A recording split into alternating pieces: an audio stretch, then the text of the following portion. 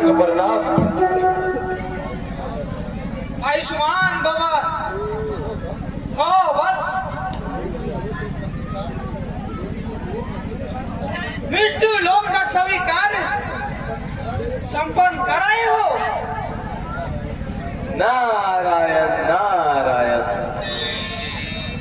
ऐसी क्षमता मुझ में कहाँ। हाँ,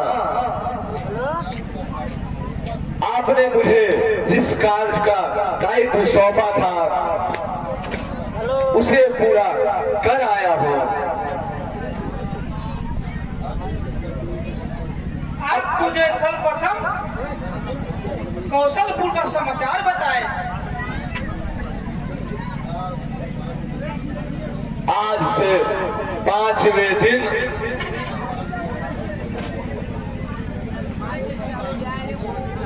सोमों का पानी ग्रहण अवश्य हो जाएगा।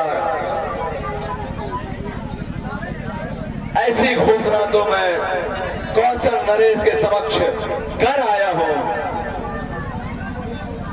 और मेरी घोषणा को शीघ्र ही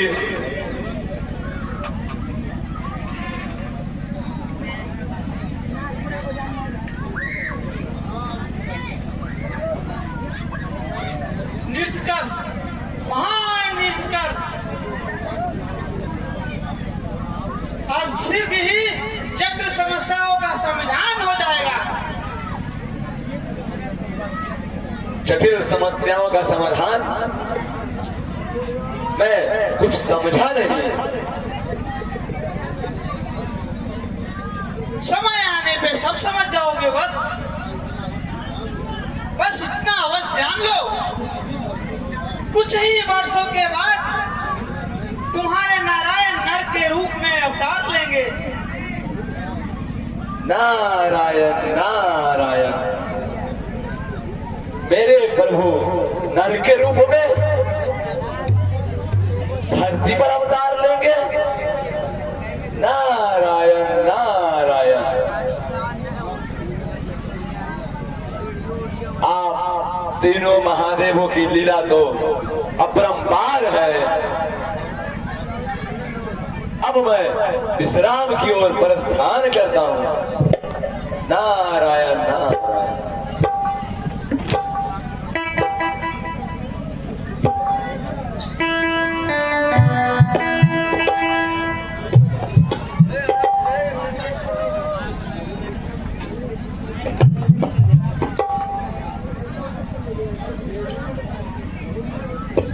लंकेश,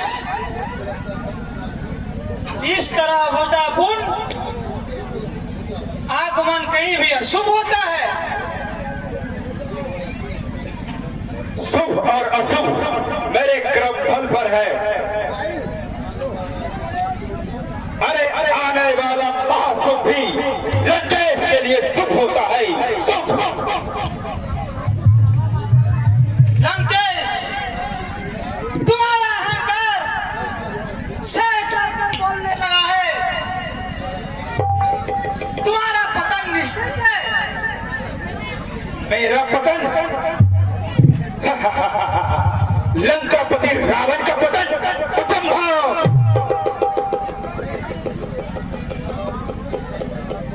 आप भी कैसी प्रलाप करते हैं प्रजापति।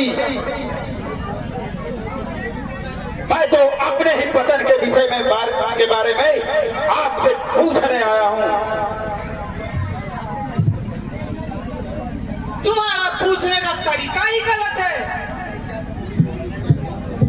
मेरे लिए क्या गलत है और क्या सही, इसे समान समझे प्रजापति। अब आप कृपया कर उस नर का नाम बताएं।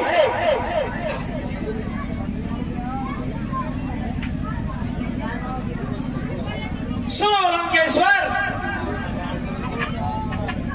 जो मनुष्य धरती पे अवतार लेता है उसे एक दिन मरना ही पड़ता है। तुम अपने काल का इंतजार धैर्य पूर्वक करो। मेरे नियम अनुसार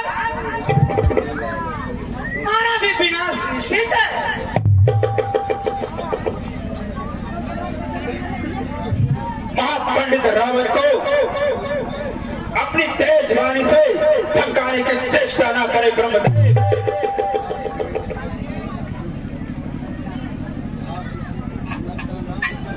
कृपया कर आप उस नर का नाम बताएं। यदि तुम्हारी यही इच्छा है तो सुनो। कौशल पुत्र राज कौशल्या और अयोध्या नरेश दशरथ से उत्पन्न जो पुत्र होगा तुम्हारा वध करेगा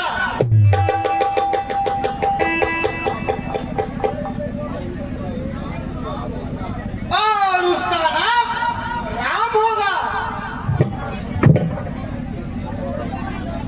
दशरथ और कौशल्या का पुत्र राम